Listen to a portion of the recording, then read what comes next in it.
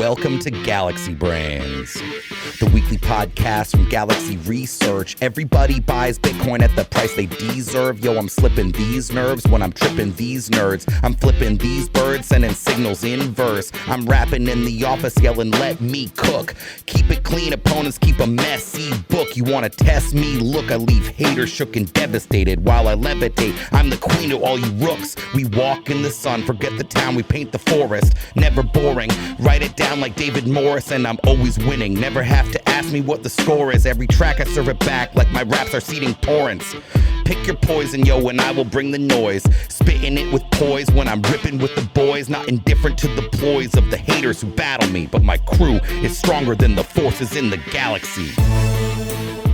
As always, I'm your host, Alex Thorne, head of firm-wide research at Galaxy Digital. Thank you for listening to Galaxy Brains. We have a great show for you today. As I said, David Z. Morris is our guest, former longtime columnist for CoinDesk, writer at Protos and Flesh Markets. He was in the room for the entirety of the Sam Bankman-Fried trial. And as we know, SBF was found guilty on all counts. We're going to talk with David at length about his impressions from the trial, the things that really stood out to him, and a whole bunch of other interesting topics. This guy has been covering Bitcoin and crypto for 10 years. So we're going to go around the horn with him on all of it. Of course, we'll check in with our good friend Beimnet Abebe from Galaxy Trading, as always, to talk markets. And before we get to all of that, I need to remind you to please refer to the link to the disclaimer in the podcast notes, and note that none of the information contained in this podcast represents investment advice or an offer, recommendation, or solicitation by Galaxy Digital or any of its affiliates to buy or sell any securities. It's a cool beat. I liked it. Finn, so SBF guilty, 7 counts. Resolution. It feels like the end of an era. Does this feel like the trial of the century for this community? Yeah, it definitely does, and I think was. But, apparently very little question in the jury's mind about whether he was guilty. They deliberated for less than 4 hours before convicting him on all counts. Yeah, it seems like there was no doubt. Seems like there was probably no doubt from the beginning, middle, and end. Seems very unsurprising, yet right. Still quite jarring in a lot of ways. Yeah. It's a big sentence. Well, we don't know the sentence yet, but it's a lot of conviction. Could be a massive sentence. A lot of conviction. Technically, if he gets the max on every charge, we're talking about 110 years. Certainly unprecedented in crypto. This is the biggest one. Market. Yeah, absolutely. And so the sentencing won't happen, I guess, until March 28th. So we've got a while. Did you know this guy could have stayed out of jail if he hadn't tampered with witnesses? He'd actually be at home right now before sentencing if he hadn't, leaked stuff to the press about Caroline Ellison and others. It's just wild to think about. But it's wild to follow. He was a unique character before the crash, but it's fascinating in a lot of ways. Stunning story, and we haven't covered it that much except for some of our chit chat. But David Z. Morris, our guest, he covered it extensively, was in the room the whole time. So it's a great interview coming up. And but let's go to Beimnet and get the show started. Let's go now to our friend Beimnet Abebe from Galaxy Trading. As always, Beimnet, welcome to Galaxy Brains. Thanks for having me. Love having you on. And you were just priming me with there's a structural shift happening in macro. What is happening? Yeah, basically, the Fed during the last FOMC meeting, I think told you that they're done hiking rates. And they're done hiking rates because, one, they're worried about the risks of, continuing to hike and, the kind of financial stability concerns that might come along with that. But more importantly, we're seeing softening in the data, right? Whether it's employment, inflation, some of the sentiment surveys, and not only domestically, but abroad as well. You've got, Europe slowing down pretty aggressively now. China continuing to slow down. We have a Chinese inflation print tonight that is most likely going to be a little soft. And if you think about like oil as a barometer for global growth and sort of the industrial complex, etc., it's starting to trade incredibly weak right now. We're at $76 a barrel on WTI crude. Brent just broke $80 a barrel. doesn't seem like an economy, a global economy that's about to rip and have crazy inflation We're anymore. in the 70 handle in oil. Correct. Yeah. And this is with a whole geopolitical situation happening in the Middle East. And you think that's is that driven by like declining production and stuff? Is that the issue? Is that probably It's mainly a function of declining demand. That's what I mean. Right, declining demand. But so I don't mean production of oil. yeah. I mean of other stuff in the economy that needs oil. So declining demand, yeah. I mean, you have like the SPR, bid level that is around here. So I didn't mean to interrupt. No, Continue. no, WTI was one of the examples. It's just a market indicator right now telling you that stuff is soft. And what you've had happen in fixed income, is a broad rally, including the back end. You've had a flattening of the yield curve, right? So you got a double whammy with like supply from Treasury refunding last week, but rates are starting to rally in the front end. In the back end, you're starting to price in more cut activity. The wages side of things, even though you have like UAW, et cetera, like I think the 3-month run rate on like wage growth in the US is like sub 3%, right? And so you're just in a situation where it looks like your goals of, tame inflation and full employment is kind of like within reach, and you have like, some financial stability concerns as well. And so kind of seems like you're getting a huge sea shift in terms of like how market participants are thinking about, central bankers, their response functions, and the income, like the upcoming data as well. And so, I think a lot of the forecasters and researchers, that I've been talking to, they're expecting a continuation of the slowdown, right? If you look at things like credit card spending data, right? Like the delinquencies are going up for the most sensitive groups, right? Same thing with the auto stuff as well. And it's like, if you think about it, somebody gets into a leverage loop where they, have a high credit card balance that they can't really service and high interest rates. And so you're starting to see that kind of part of the economy, or that sort of segment of the population start to really feel pain. And so that's going to lead to, slowdown in spending. Yeah. And, there's like a whole crisis in freight happening right now, like tons of like trucking companies doing like layoffs and stuff. That's impacting, all sorts of things from banking to like how, people's jobs, et cetera. And so there's just lots of like anecdotal bits and pieces of evidence that suggest that, the weakness is going to continue and, perhaps even accelerate. The counter to that is as rates move lower, people are going to, want to buy homes again and stuff. And you've actually seen that. So the 30-year mortgage rate this week dropped 25 basis points. So the largest drop we've had in like 3 months. Wow. But you know what happened? A subsequent increase in mortgage applications, the highest we've had since June. And so there's like a push-pull of like, when people start to overreact to some of this, softening data and rates start to drop further, that is stimulative, and that does cause like things to come back. So it's gonna be kind of like a swing of sorts, back and forth. But high level, it seems like we're making good progress on the prices. Last week, did they not? Was there not a higher for longer? Were they talking tough? But they weren't. They want it all. Yeah. They're just like it's really tough. So you think it probably isn't higher for longer right now? No, it is. It's stayed higher. It is higher for longer, but it's not raised even higher from here at the moment. Correct. The idea that they would go again after this, like in my head, is done. Yeah. And in the FOMC pricing, I think the Jan meeting has another 4 basis points of hikes, which is basically not a hike, right? Yeah. And then I think now the market is pricing by the spring is cuts. Yeah, 100 basis that's points the by the expectation. Jan FOMC meeting, next year. Next year, so yeah. So there's a lot of cuts. But when you think about where we're coming from, like we're 525 to 550, like cutting 100 basis points from there, you're still pretty high. Right, which is what the Fed wants in the scheme. Yeah. That is higher for longer. Correct. But there are some other things. I mean, you're starting to see more commercial real estate deals go through, and those valuations and those marks start to feed through. So there's just a lot of things that could potentially go wrong as well. And so, I think path of least resistance is now lower in terms of yields. That should be constructive for risk assets and things like Bitcoin. Yeah, it's been an interesting ride with Bitcoin. We've basically been in the range since we've straight up mostly bled higher. Yeah. We're pretty That's because- firmly now in the high 34s or even the mid 35s. Yeah. Since the gamma squeeze we talked about now 2 or even 3 weeks ago, I'm forgetting, I think maybe 2 weeks ago, it's just been higher lows the whole time. So, but still struggling to break above 36. Do we have another leg higher in us before ETF announcement? Do you This think? kind of price action tells you that they're dip buyers. This kind of price action tells you that the pain trade is higher. Yeah. I don't think there's been participation from the hedge fund community in a meaningful way, and most folks are under allocated. Even the crypto native folks that you talk to that are crazy bullish. All the people that I'm in chats with and communicating with, like nobody has had this on like, oh, I'm gung ho crazy bullish Bitcoin. Yeah. I'm gonna max allocate to it.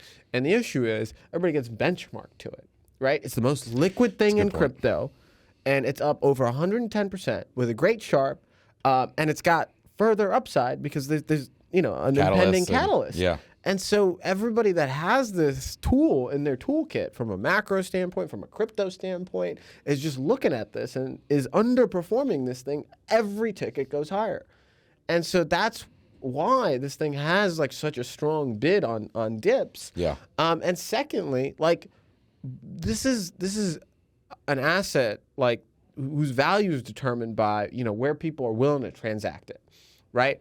And, like there's, sellers for miners, etc. But high level, when something gets to a value point or critical mass in terms of like ideas, right? Like Bitcoin's value is now 35,000 to tons of people that trade money around. And the market makers, determine where prices are set at the margin and stuff. But once something has value, right, it's tough to take that away.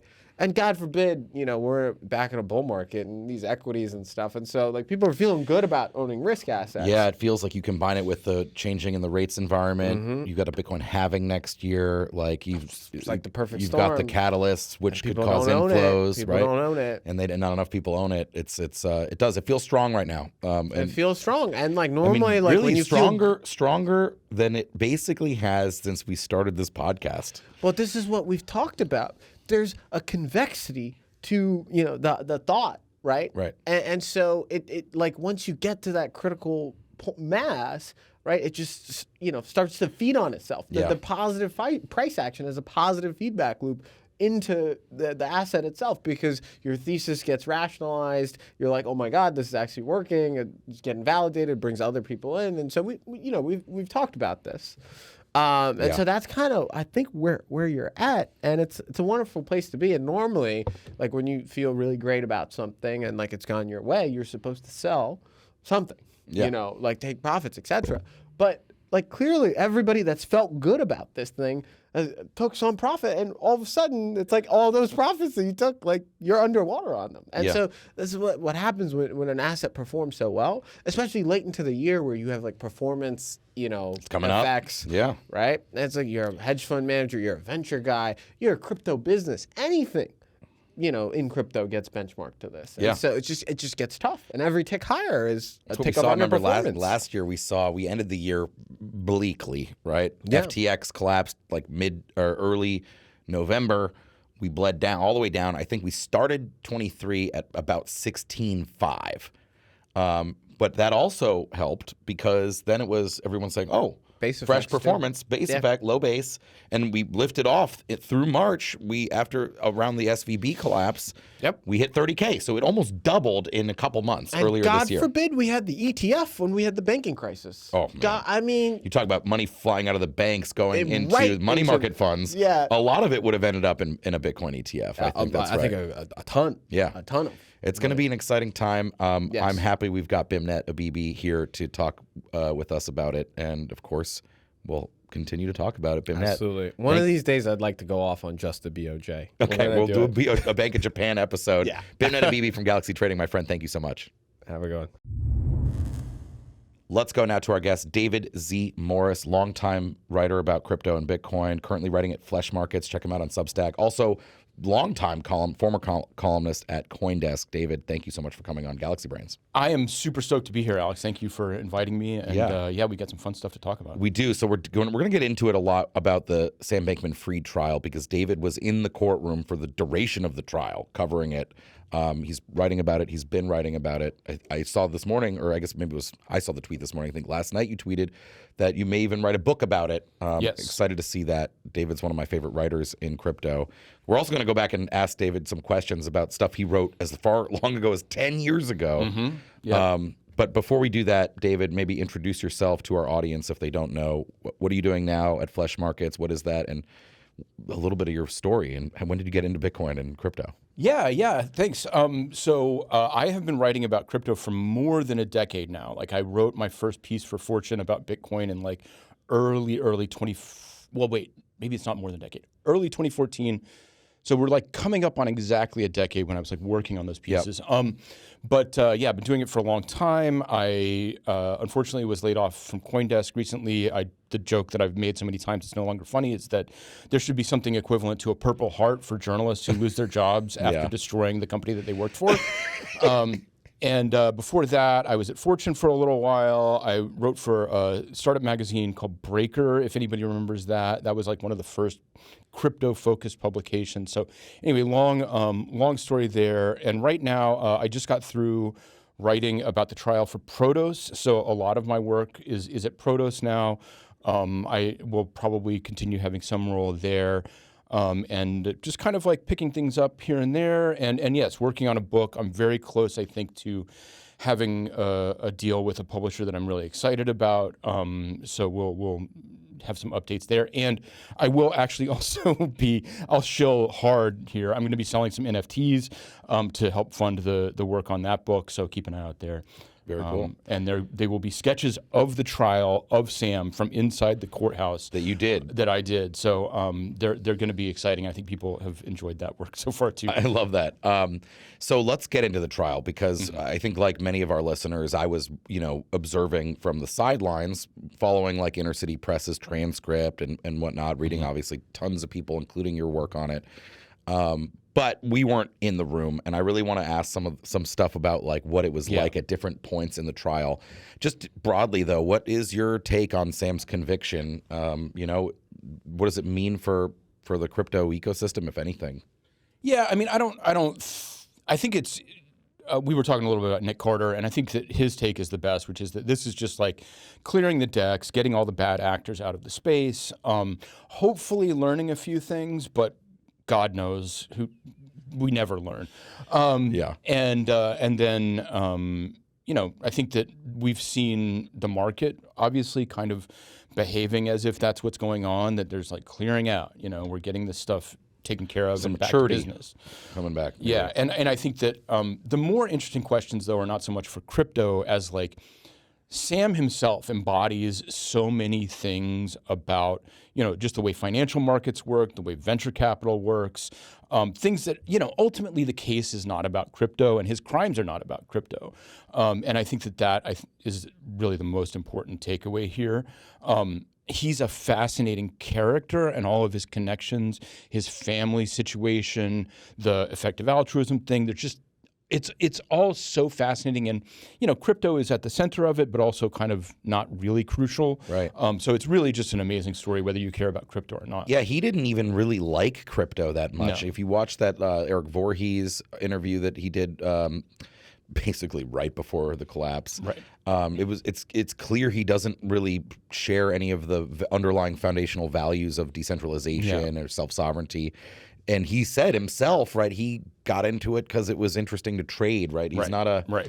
So, yeah. And you saw all kinds of manifestations of that, but I think that the most important one is, if you look at the Michael Lewis book, which is a way bigger topic that we probably don't have time to get into right now, but, the title is Going Infinite, right? Because Sam thought he could basically make infinite money. He said that. And obviously there's the Bitcoin maximalist perspective where like maybe there's some scenario there. You mean like hyper-Bitcoinization? Hyper-Bitcoinization, something like that. But I mean, if you have a grounded view of crypto, like this is not an infinitely huge market, even at maximum, right? Like there are specific applications. We got to keep our heads on the ground. Like there's real stuff here, but that reality means it's limited. As long as you're living in this world of fantasy, yes, it can be infinite. Right. But that's all Sam had in his head is like, I have this vague sense that like there's infinite money and he didn't understand the basics. but then he went to the top level. So do you think, like, what's your just impression of Sam in general? Like, is he a villain? Is he naive? Like, was it, because I'm honestly, I still haven't decided. I mean, I know that they very quickly convinced the jury that he obviously was a criminal. Yeah. I don't think many people dispute that, but like, was this more naive hubris, or was it like, you know, evil strategy? Like, you know what I mean? Is he truly a villain, or is he a sort of a sad case of his environment? You know what I mean? I mean, like, it's a complicated story because I think there are a bunch of inputs here. I think that one thing that became clear during the trial that wasn't necessarily totally clear beforehand is I think Sam is a sociopath. Yeah. I think he does not fundamentally care about other human beings. I think he has like a neurological situation. But you add to that things like, you know, he was brought up in this household where he was taught that everything could be explained rationally and calculated. And then he got into the effective altruism world where, again, calculation, predicting the future. They basically say almost anything is it's a classic like John Stuart Mill utilitarianism thing, right? Yeah, like yeah. if the benefit outweighs the cost, it's positive, basically. It doesn't really matter. And that makes it, you know, as Carolyn Ellison told in testimony, Sam did not believe that there was any rationalization for moral rules like don't lie and don't steal. So his particular brain combined with these, you know, lessons that he was learning led to what happened. And he, you know, the other sort of the more grounded version of this is that wasn't clear is I think a lot of people in crypto going in thought that like Gary, Nishad, Carolyn, and Sam were like, you know, the gang of four, Right. operating, stealing. But it turns out really that Sam was basically bullying and manipulating the other four people, or at least that's the image that came across during the trial. So I think I think he is a villain. I think Yeah. he is a villain. Right. So like the sociopathic nature and stuff. You're right. It did feel like, I mean, if we believe the testimony from Gary and Nishad and what was the other guy? Adam Yedidia. Not one of the charged people. Right. But They all, though, paint a similar picture of like, I mean, he was just pulling all the strings, basically. I mean, Yeah. even Caroline sending him the 7 balance sheets and him saying, you know what, pick the 7th one that has no reference to the whole. Yeah. It does paint a picture that he was at the center of it all, and that actually they didn't really know what was good. And then he tries to, okay, let me stop. I was going to say, then he tries to argue he didn't know. Oh, I wasn't looking at that. No one told me. Right. Right. Let's talk about some specific instances in the trial. You mentioned Caroline. They by both their testimony and by reporting, had dated and obviously had a relationship. She was the CEO of Alameda, so they had a business relationship. She was on the stand. I thought this was probably until we got the cross of Sam's own testimony. Right. I thought that was the most compelling and interesting moment to me. Again, reading it, what was it like to you when she testified? What were your takeaways in general from that? Yeah, I think that sort of to add on to my previous point, I think that what became clear during her testimony is that she was, you know, bottom line, in love with Sam Bankman-Fried, which is crazy to think about, but nonetheless seems to have been the case, and really like did what he wanted at every turn until the whole thing fell apart. And, you know, she didn't cry uncontrollably, but she lost her composure a couple times on the stand. And it was in the context of saying like, I felt so relieved when it was all over, even though it was a disaster, because basically she had felt trapped into perpetuating these lies. And it was convincing. You know, the point is that like you're sitting there listening to this person say something, and what matters is their credibility, right? And she seemed extremely credible in explaining this, that like she had felt, you know, she was a junior trader basically, and then got bumped up into the CEO role, did not get a raise, did not get equity, but was basically, I think, made into a fall guy late in the game. And I think that was the takeaway from her testimony. Let's talk about the cross. So Sam, first of all, let's talk about Sam testifying. We joked, Phineas and I, a couple episodes ago about like, I think I said it, you know, things aren't going too good for him. Like this, it seems like he needs a Hail Mary. Like typically you would always advise your clients, lawyers basically universally typically advise their clients not to testify in their own defense, partly because of what can happen on cross. What do you make of his Why did he testify first in your mind? I think that my thinking on this has evolved because I think that for a long time I was just like, he's delusional. He thinks he's innocent. His parents, I think, genuinely are probably still delusional and think he's innocent. But the other aspect that we kind of figured out, and that I figured out from talking to legal experts over the course of the trial, is that the math of his sentencing is so brutal. Like, he ripped off so many people that, according to federal sentencing guidelines, he very easily could get life in prison. And it's very possible that there was no possible upside for him to do a plea deal. Like, he might have not gotten anything out of a plea deal. And so this whole thing might have just been a Hail Mary, and he might have known going in that he was going down. May as well speak anyway. Exactly. At that point. On the other hand, he definitely thinks that he can talk his way out of anything. And that was the whole point of the media tour, which, by the way, the entire reason he's trapped in this situation by the time he gets to trial is because the version of events that he gave in testimony, or not in testimony, just speaking to the Publicly media. talking to Aaron Like, it's all on the Sorkin. record. Like, everybody Or knew Andrew at the Sorkin, time, yeah. like, why are you doing this? And it turns out, yeah, like, once you tell the story to the media, then you're locked into that version of events. And, you know, his cross-examination was brutal because he did not have an explanation other than, I don't remember, I don't recall, I didn't tell them to do that, they did that without asking me, all of which was contradicted by other people's testimony and in many cases by documentation. Yeah, what was it like during the cross, which I thought was masterful? In fact, I think that was the U.S. Attorney Sassoon. Danielle Sassoon, She seemed to breakout star. smoke him in Exactly. this. Because, It was again, a but I didn't get to surgery. see. We're just reading the transcript, and it's like, do you remember she would lock him into a statement that he previously made and say, yes, I said that, and then or he'd say, I don't remember, I didn't say that, and then what was she showing as evidence? Like a tweet where he literally said that? Media. Over and over again, right? Over and over again. The one that, you know, sticks with me right now is like, she would ask him about something, and then he would say, I don't recall saying that. And the worst part of the cross-examination was he would say, I don't recall using those words, or I don't remember saying exactly that. And then the judge a couple times had to yell at him and be like, just answer the question. Stop splitting hairs. Did you say something like that? Did you say it or not? Yeah. How did he describe that? Like the general, like, do you recall the general? In form or in substance? In form or in substance, Did you say this? And he was just trying to weasel out. And it was almost like watching a guy who was a bad high school debater try and like score points on some technical scale without recognizing that his real goal was to influence the jury. Who are regular people, who are literally cross-section of Americans. Can I swear on this podcast? Yeah, you can. They don't give a fuck about the niceties of these arguments that he's making inside of his own head. And so it was a lot of that. He was just chopping logic and not really saying anything substantive. He was just like hesitating. And, you know, there was an amazing piece of tape that I was reminded of in the George Stephanopoulos interview where he's like, at some point, Stephanopoulos quotes him the terms of service and says, these assets cannot be loaned. And Sam just sits there for a second, whispering to himself on national television going, cannot be loaned, cannot be loaned. Like, he's clearly trying to figure out some way to like get out of this trap. Yeah. And there were so many moments like that on the cross-ex where he was just like, all he knows how to do is play language games. Yeah. And he didn't have any real answers. What was the jury's reaction in general? Like, when you looked over at the jury during this takedown, like, are they exasperated with Sam? Like, are they in shock? Like, what were some of the reactions you saw? Well, I think the real difference in reactions is actually between the cross-examination and the defense's questioning because, you know, the jury was by and large extremely attentive. Most people were taking notes. It's complicated stuff.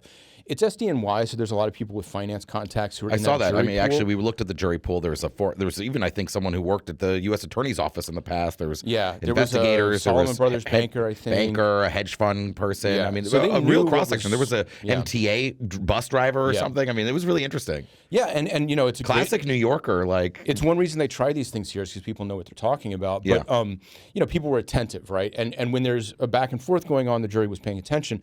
The real killer, though, was when the defense was doing their questioning. Often the jury would seem to be like zoned out.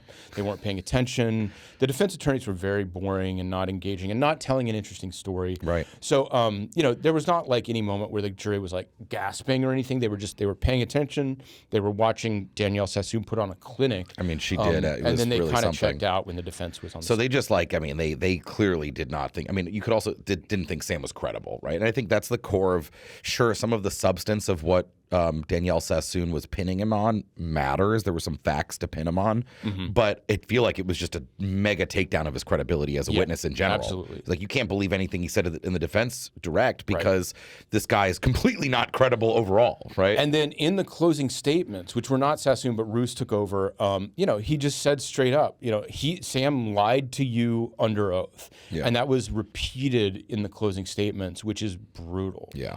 So then the jury, I mean, by my count, they were out for about 5 hours total. Not even that. Not even 4. I think it was less than 4. Wow. Total. So, I mean, the obvious thing, is that if you're in a jury trial, civil or criminal, let's use criminal as the example. It's a little simpler.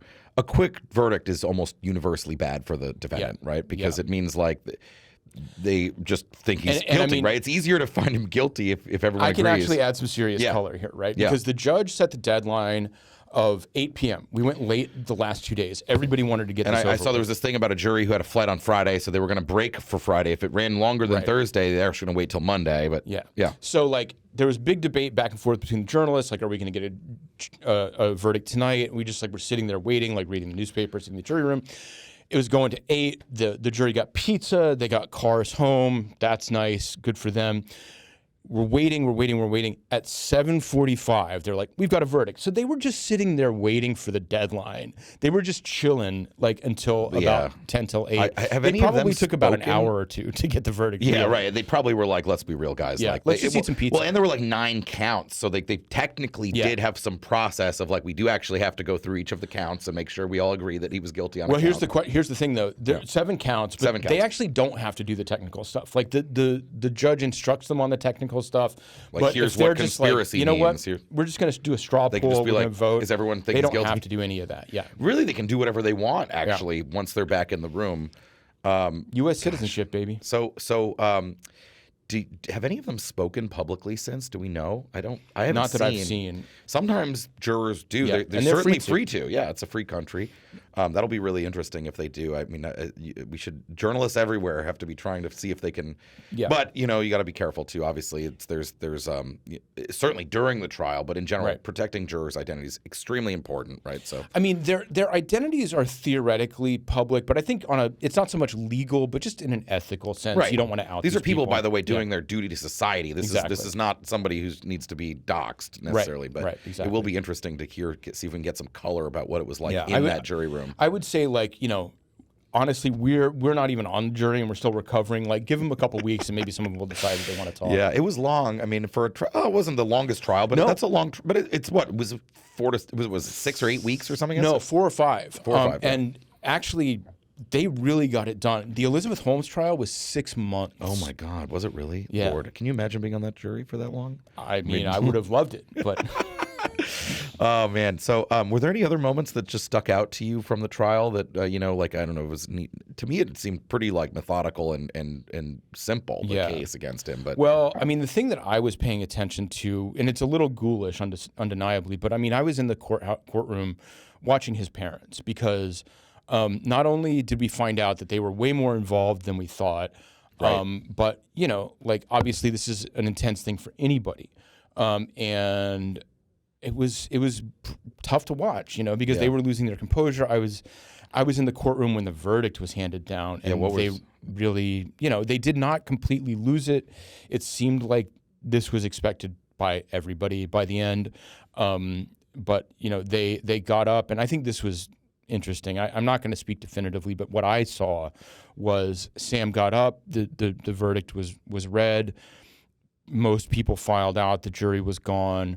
The parents were there at the very end with dozens of journalists. Again, ghoulish, but waiting to just see what happened. And they kind of walked up behind the defense table as Sam was, they didn't cuff him in the courtroom. They actually had 2 marshals that walked him out. But they were sitting there waiting and they'll never see him again as a free man. Did they get to talk to him? They did not get to talk to him as far as I could tell. Was there a hug or any kind of... He did not go out of his way to turn around and acknowledge them. Wow. Which I thought was quite interesting. Yeah. And I might have missed some moment. Maybe there was some brief eye contact, but, he can't turn around and hug them. He's in custody. They could have done but there was no gesture real wave or nothing that I saw. It was pretty tough. That is tough, and I'm a parent. I can think about how devastated you would be, and also what a failure you would feel like. And by the way, would be. I mean, if your kid grows up to be Sam Bankman-Fried, you've clearly done something wrong. And in their case, it's even tougher than that because they didn't raise him as like in any typical way, right? They indoctrinated him in a pretty alternative set of ethical standards. Yeah. And one of the big things that I'm going to be diving into when I write this book is what are those ethical standards? Yeah. Well, one of the most fascinating things is that Barbara Fried, and I haven't done the full survey, but some of her work was about essentially arguing that people who commit corporate fraud are not responsible for their actions. And I mean, I'm being reductive, but she has a 2013 paper called, I think, Beyond Blame, where she's arguing that like blame in the justice system is harmful. And so like putting those things together, it's just like, there's weird stuff. That is really weird. And, you know, I have you looked in, so there's another trial, and I guess, is that on the political, the political donation fraud, basically, like election political fraud? donations, and I think perhaps the bribery charges. It really remains to be seen, and the government has until February 28th to let the court know whether they're actually going to pursue those charges. Yeah. My understanding is that often when you get a big conviction and there's another set of charges, you just drop the second round and don't go through it again. However, in this case, because it's the campaign finance stuff, there's some political barriers to dropping those charges, so they might wind up going through. Right, because if they drop them, it looks like they're letting not just Sam, but maybe even Congress off easy, and there's probably deterrence reasons why they want to do the charges. And not just that, but it's partisan, and it's. I have to speak out because this is something that has been very badly misperceived.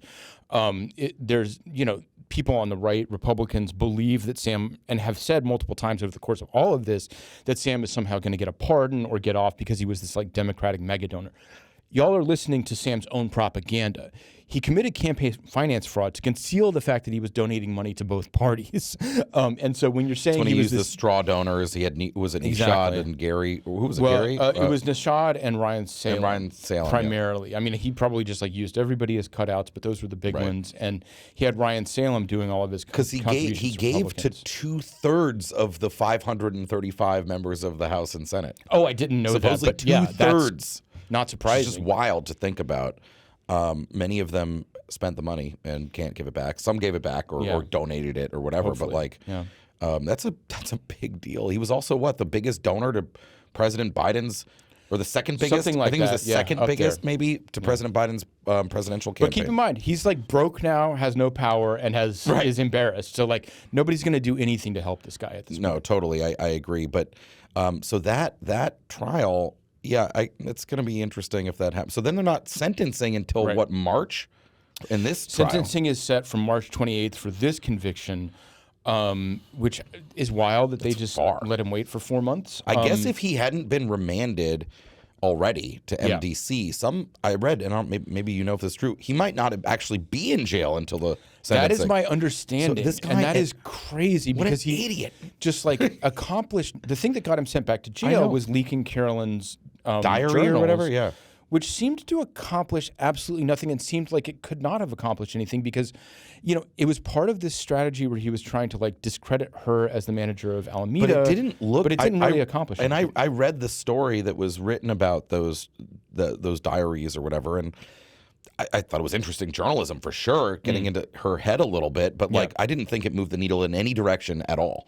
No, and in retrospect, it honestly just supports the idea that she was like really not into what she was doing at all. That she was a young, was hating every not minute very experienced person for that role, and she was a girl. I mean, she was like a normal person. Like to me, if anything, it humanized her. Oh, totally. So I agree. Accomplished nothing. What an idiot! Why would he do that? He could have been hanging out in Palo Alto the entire time. And I think this speaks to sort of the bigger picture here of like who he was as a person and kind of how he was perceived, which is, everybody, not everybody, a lot of people wanted to think he was a genius, and in some perhaps very limited scope of basically being a trader, maybe he was some kind of mathematical genius or at least gifted. At some point. But in terms of understanding people or even understanding just anything beyond the very narrow scope of his specialization, he seems to be very stupid, frankly. Yeah.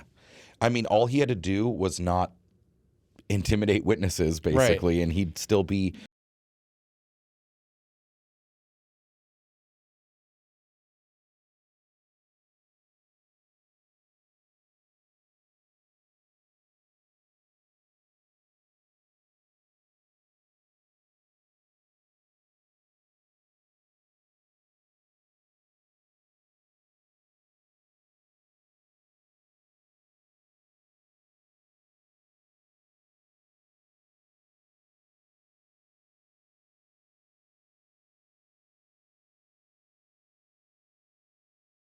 fraud that has ever happened? Is it the... I mean, it's definitely by scale the biggest fraud in crypto, but I also feel like it's actually not some epochal thing, right? Like, you've been around too. It's cyclical. At the top of every cycle, we attract vultures. We attract parasites who want to like feed off of what's going on here, which is growing. You're good. This real quick. Yeah.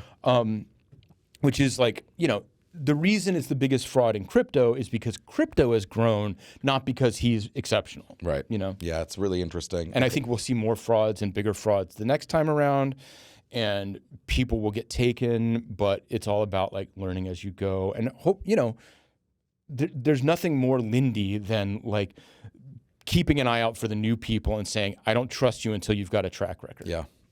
Sam didn't have one. He came out of nowhere. It's just what a wild situation. Like, I can't believe how that happened. All right, some questions. We were looking through some of David's work, and which like I've said, I've been reading David's, particularly CoinDesk columns for a long time.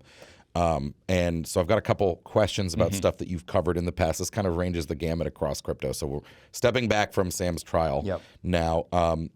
So you wrote a book, Bitcoin is Magic, Internet Money, Memetic Warfare, and the End of Mere Reality. And in the book, you discuss the magical elements of Bitcoin.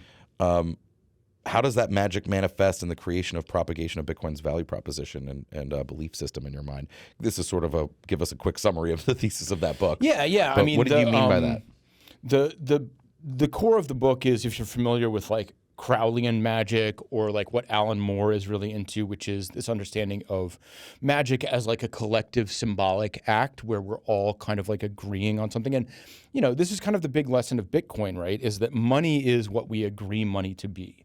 And obviously there's more to it than that. You can't just like put ticks on a board, and the reason the system is what it is to support that idea. But, everybody who's running a Bitcoin, node is participating in this collective act of meaning creation, is basically the core argument of the book. And that, we're moving symbols around and talking to each other through the blockchain in a way that, creates something larger than ourselves and larger even than the collective of all the parts. And so that's, magic in the sense of discourse, of symbols, of like things that we elevate to a kind of transcendental state that is, way bigger than the bits and bytes on the computers. It's fascinating. Here's another one for you, David. In 2014, actually Bitcoin was around $900 at this point. You were at the North American Bitcoin Conference, and Vitalik Buterin,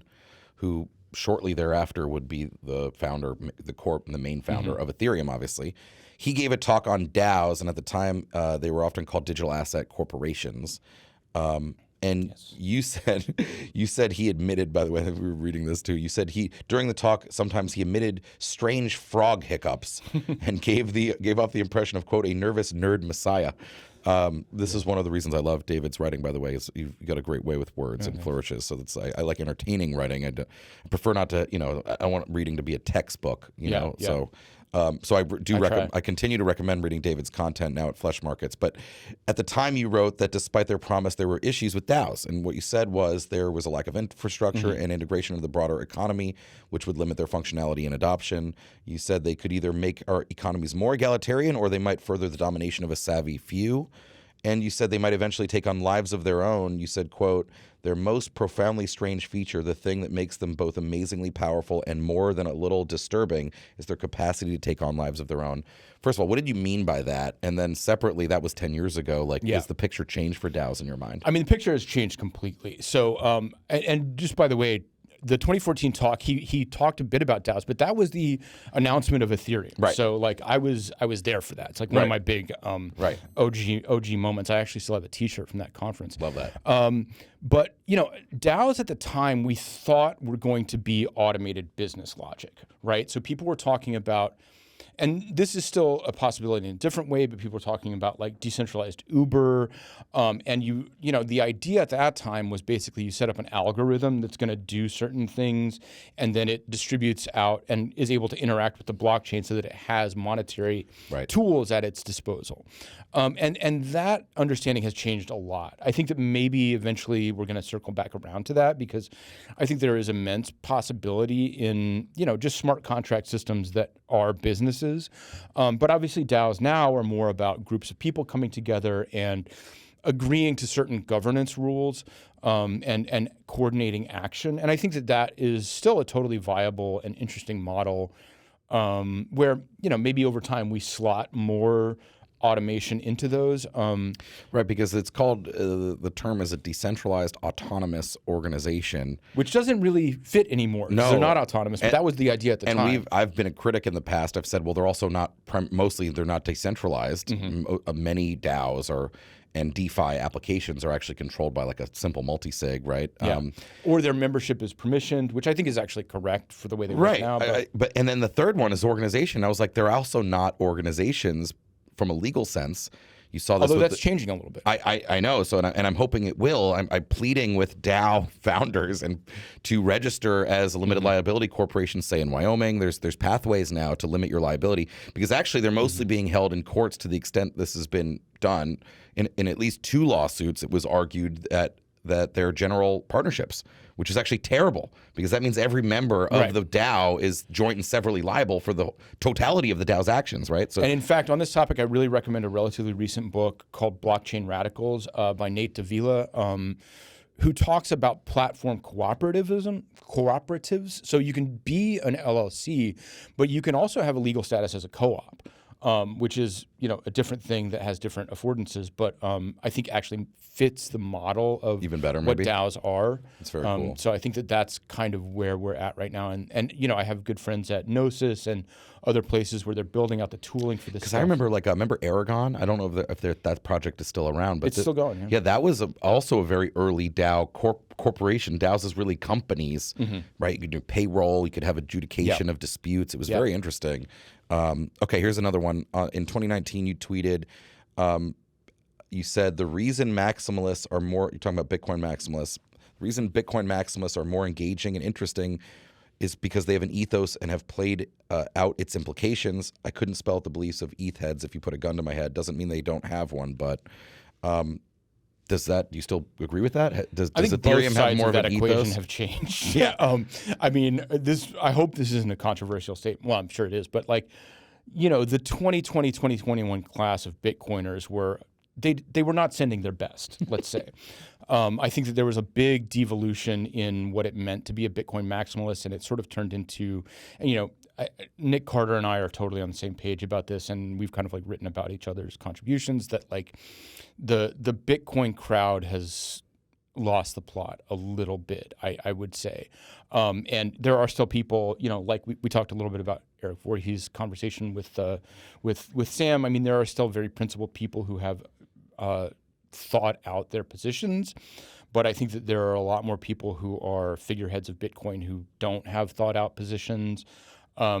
Meanwhile, on the Ethereum side, I think the ethos has developed a lot, and it has become a lot more about, you know, DAOs, coordinated action, social coordination. I don't think all of those ideas are entirely intuitively compelling.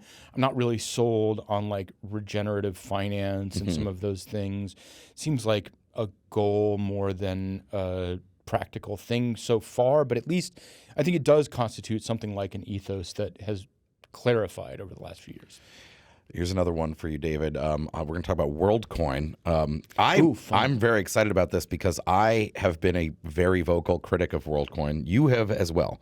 And I was, a long time ago, I said that I think I tweeted, believe this is actually what got me blocked by Chris Dixon from A16Z. I said that it was audaciously tyrannical, the concept. But you've written a lot about it. You said That's exactly right.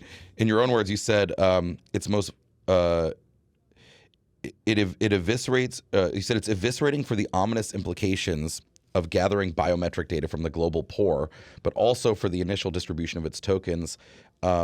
They've played out a lot of your concerns. I'd love to hear your views on how privacy has evolved since you entered the space as a concept in crypto, but also anything on WorldCoin specifically you want to share. Yeah, I mean, I don't know. Like WorldCoin, what do you say? It's just like, it's very stupid, and it's like a stupid idea from somebody who's very influential, and so he got a bunch of money for it. I mean, even if you think about it on a very basic level, like you can't scale it. You can't scale this like giant metal basketball to go out and like individually like recruit people. It doesn't make any sense. Like I just want to scream, because just that very basic thing, it's like, how do you even get enough of those machines and enough people running those machines to actually accomplish the goal that you're setting out to? It doesn't make sense. And so I think it's one of these things that you see so often in Silicon Valley, where they're saying one thing, but the real purpose is actually something else. What do you think that purpose is? And I think the real purpose is really just to pioneer further biometrics. Like I think all they care about is the biometrics, and they'll find some other application for that. I mean, first, like, let's get into the tokenomics, because like, why is this going to work as a UBI? Like, where does the value of WorldCoin derive from? Is it just yet another thing where you're going to say like, oh, everybody's going to use it as money, and therefore it's like, it doesn't make sense at any level. And so I just like don't even want to belabor the point. The privacy in crypto, right? I mean, this has been obviously a huge evolution, and I think it's still one that's ongoing, because you know, the privacy coin stuff is still out there. Mixers are still out there, and I think that we do have to fight the classification of mixers as like money laundering tools. Like that is a major problem. But at the same time, I think that people have come to terms with, in a, I think, mostly positive way, with the idea that blockchains are not anonymous, blockchains do not offer privacy, and that's not the worst thing in the world, especially when you start thinking about like, I mean, you even still see people saying like, oh, crypto is for crime, crypto is for terrorists.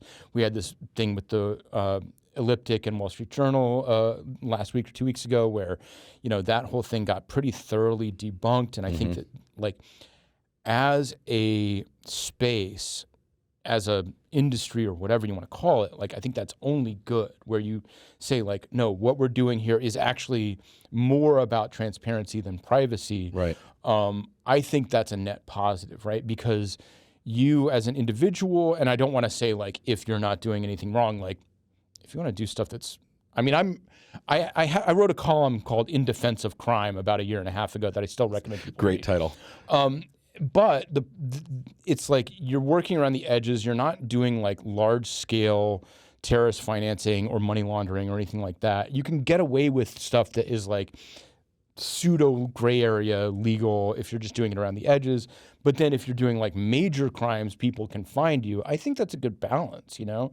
And so I think that we're going to get to even further down, you know, we can talk 5 years from now, like, let's put charities on the blockchain so you can actually monitor what's going on. Let's put government agencies on the blockchain so you know how they're actually spending their money. I think all of those are very interesting and have potential. Because there's been these so many. You talk about governments. I'm thinking what immediately comes to my head is how like the DoD like periodically loses like billions of dollars. Like, remember there was a thing actually right before 9/11, the Defense Department announced that they had like misplaced like $100 billion. I forget some number. I forget. I don't want to cite the number. And then of course everybody forgot about it because we got deep into the throes of 9/11 and then the war in Afghanistan. But like what do you mean you lost it, right? Like if it was digital, right, we would see where it went. I mean, you'd be able to find it. Exactly. It's like it's simple. And I mean, you speak to a specific concern of mine, which is like the security state and you know, intelligence agencies and things like that. But that's a rabbit hole we can go down at a different time. It's a good one though. Okay, sort of maybe not the second to last question. So you wrote a column called "Twitter is Dead: Long Live Crypto Twitter." You've been a critic of X since the takeover by Elon Musk, but you still use it. Why is that? Why do you still use it? What value is there still? Talk about maybe in your mind how it's evolved. Like what value did there used to be, and what's that delta? But also, where do you think it's going? And is there not possibility of decentralized social media? Is that never, you know, that sort of Ahab's white whale that we're always looking for, or the holy grail that we never find? Is that something that eventually can emerge in your mind, or should? I mean, I think it's definitely going to emerge. Like we have, at the very least, we've had all these projects. Blue Sky is supposed to transition to decentralized at some point, and at least the infrastructure is being built. It's being proven out. Right, because like the Ethereum's like what, Farcaster, Lens, something like that. Bitcoiners like Nostr, which is also Lens and Nostr, I think, have had some significant pickup. It feels like. I honestly haven't used either of them. I use Nostr a bit, but I mean, I think the social media is like liquidity, right? Like liquidity begets liquidity. Like you need to be where everyone is, and to me, at least in our space, Twitter is still X is still that place. Yeah, it takes a lot to move people off it. But how is it different now? I mean, to me, like crypto Twitter has never been better. Right. But are other people not using it anymore? Other communities? Like I mean, I think that my criticisms of Musk fall into a couple of buckets, but the main one is just like his business decisions have been insane, and his like relationship with advertisers and his understanding of where the value in the platform comes from. It's like the opposite of the thing that we're saying about decentralized social, right? Which is that like the value accrues to the user and the creative and the poster, basically, whereas he's trying to like extract value from the user. I mean, he's doing things like trying to get Stephen King to pay $8 a month for a subscription. Like he doesn't fundamentally get when where really the value you need comes Stephen from. King on there in order to make the whole thing valuable. Exactly. Right. And so as much as I feel like there were major problems with a project like DeSo where you're directly trying to financialize social clout, I don't think that's a good model, but I do think it at least gets the structure right where like the individual is the source of value. So that's my criticism of like Elon's approach to Twitter. He doesn't understand how it works. But as far as the current state of it, it's become much less useful for general news. You have most news organizations are not even posting there anymore, frankly, because of the way that he has like treated them.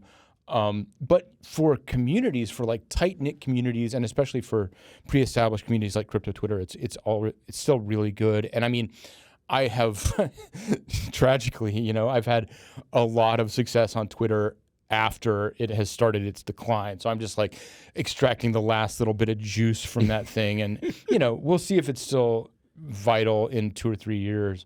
It is still, I think, important and useful now. It's really been great for me growing the newsletter, which, by the way, is at davidzmorris.substack.com. And so it's still giving me a lot of value. Yeah, I mean, we started on bitcointalk.org, and then Reddit had a pretty big moment in crypto and in Bitcoin. And then I would say since maybe like early 2017, maybe even a little earlier, it really has been all Twitter. That's the front page for Bitcoin, for Ethereum, for crypto, like for markets even. Yeah. I would hate to see it go away. I love Twitter personally. I love the format. I don't like the long form stuff. I prefer to read it on Substack or on Medium is literally on the eyes. Like it's not nice on the eyes personally. I think that's another, it's another example I think of. Who wants to read like an 8,000 word tweet? There are some people who do, I guess, but like it's another example of Elon not quite getting like what the appeal is. So do you think he's going to add financial tools? And I don't mean the financialization of social, but like he's been talking about like making the everything app. I think he's going to do it in some sense. Like there's going to be things that are added. I mean, this is his whole, and this is kind of why he, I think, has mismanaged it, because he didn't actually want to own Twitter.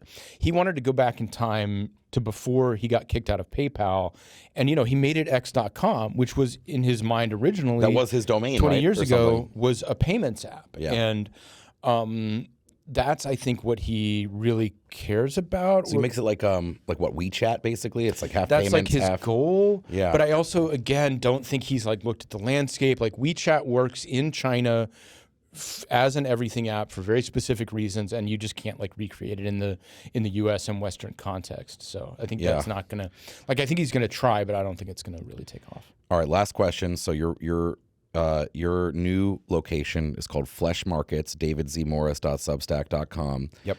You can also, as you mentioned, read David's work in Protos recently on the trial. Right. What is Flesh Markets? What do you envision that being and going forward? So I think that in the context of the Bankman-Fried trial is a really good way to understand my project there, because the reason it's called Flesh Markets is Partly, it is literally a reference to some of the darker parts of our history and economy, which involve a lot of human domination of other humans.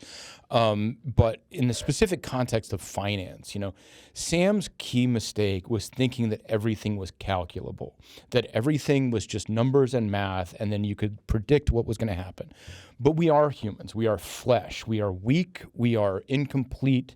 And the numbers are just an abstraction of all of that. So the goal at Flesh Markets is to try and kind of bridge that gap where I'm talking about finance, I'm talking about tech, I'm talking about AI, I'm talking about crypto. Every week you get a couple of roundups of big news that have my thoughts. But it's all way more squishy than it appears on the surface. And you kind of have to get beneath that surface to get into the guts, to get into the complexity and the flesh of it all. And so that's the pitch for the newsletter, is that it's like finance with complications. I love that. David Z. Morris from Flesh Markets. Again, check him out, davidzmorris.substack.com. Thank you, David, for coming on Thank you Galaxy so Brains. much for having me. This was an awesome conversation. Enjoyed it. That's it for this week's episode of Galaxy Brains. Thanks to our guest, David Z. Morris from Flesh Markets. Check out his Substack, davidzmorris.substack.com. And to our good friend, Beimnet Abebe from Galaxy Trading. Wild times in the Bitcoin market. It's crazy that SBF, I think we're finally done with hearing about him. That's probably not true, but we're moving on, and you guys have a great weekend. We'll see you next week.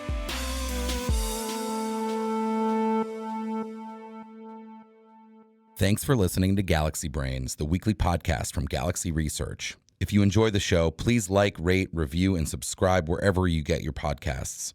To follow Galaxy Research, sign up for our weekly newsletter at gdr.email, read our content at galaxy.com/research, and follow us on Twitter at GLXY Research. See you next week.